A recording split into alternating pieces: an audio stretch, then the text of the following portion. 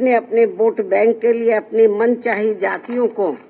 आरक्षण का अनुचित लाभ देने का प्रयास, जिसके भीतर किसी भी प्रकार का वर्गीकरण करना उचित नहीं होगा कि ये वर्गीकरण इन जातियों के भीतर अलग अलग व्यवहार करके समानता के अधिकार का उल्लंघन करेगा। आज की प्रेस कॉन्फ्रेंस माननीय सुप्रीम कोर्ट के 7 न्यायाधीशों की संवैधानिक पीठ द्वारा अभी हाल ही में 1 अगस्त 2024 को देश में अनुसूचित जाति व अनुसूचित जनजाति के आरक्षण के संदर्भ में जो एक अति महत्वपूर्ण निर्णय दिया गया है, तो उसके संबंध में अपनी पार्टी की प्रतिक्रिया जाहिर करने के लिए बुलाई गई है, जिसमें अनुसूचित जाति व जनजाति के लोगों को पुनः उप वर्गीकृत सब क्लासिफिकेशन अर्थात सब क्लासिफिकेशन किए जाने को मान्यता प्रदान की गई है, जिसको लेकर और भी बहुत सी बातें कही गई हैं। उनसे हमारी पार्टी कतई भी सहमत नहीं है और इस संबंध में माननीय सुप्रीम कोर्ट द्वारा दविंदर सिंह बनाम पंजाब राज्य मामले में पारित इस आदेश के अनुसार अब राज्य सरकारें अनुसूचित जाति व जनजाति की सूची के भीतर आरक्षण के लिए उप वर्गीकरण अर्थात नई सूची बना सकेंगी, जिससे फिर अनेकों समस्याएं उत्पन्न होंगी। और अब माननीय सुप्रीम कोर्ट ने अपने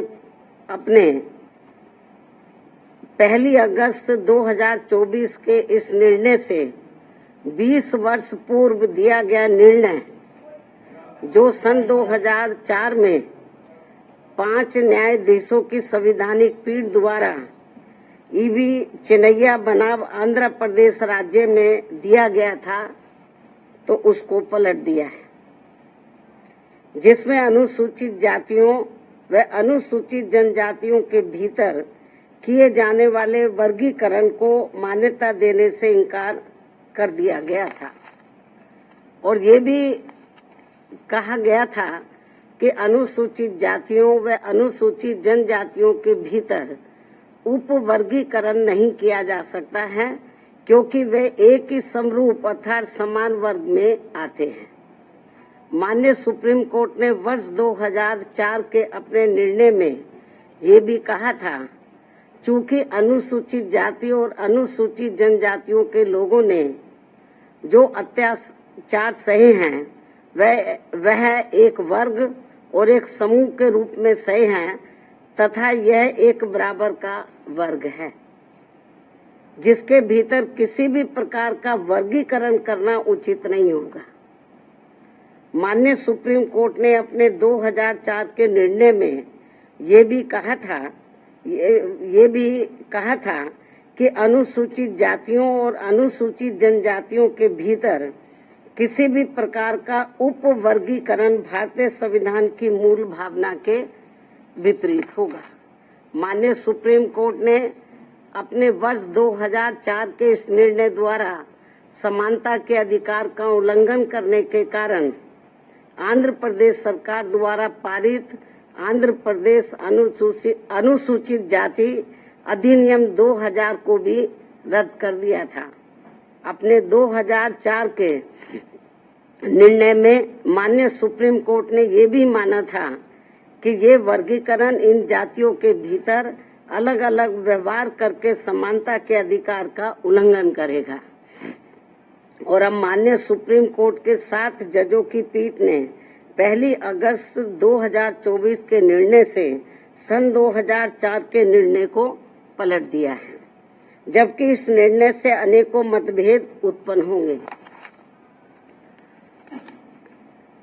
माननीय सुप्रीम कोर्ट के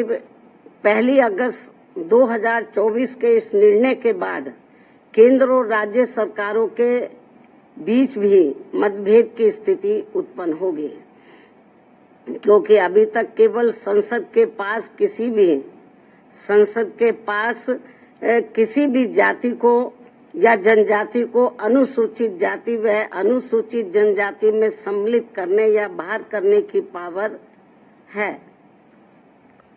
जिसे माननीय राष्ट्रपति द्वारा अपने आदेशों द्वारा क्रियान्वित किया जाता है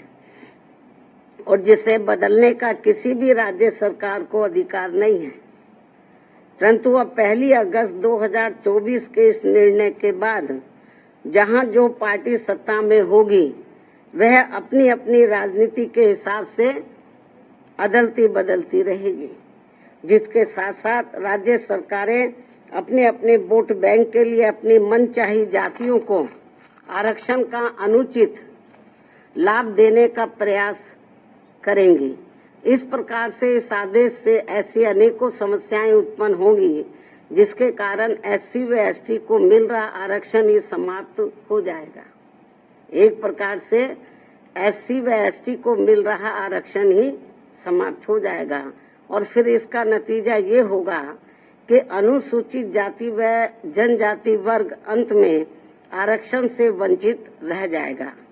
और उनके हिस्से का आरक्षण भी अंत में किसी न किसी रूप में सामान्य वर्ग को ही दे दिया जाएगा।